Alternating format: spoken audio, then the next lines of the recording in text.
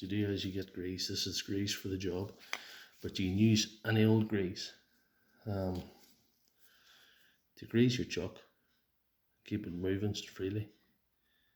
Put a bit of this on here, onto your SDS bit. Slot it in then. You get plenty in. Work with it a little bit.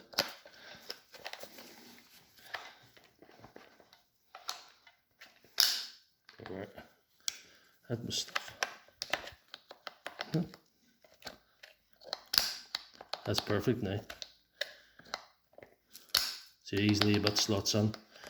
So it's very important to grease your chuck fairly often so it doesn't break down on you or be too stiff to work.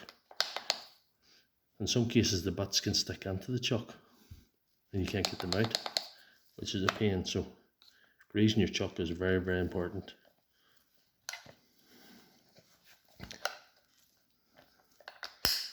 There. So for more videos, please subscribe. Have a nice day.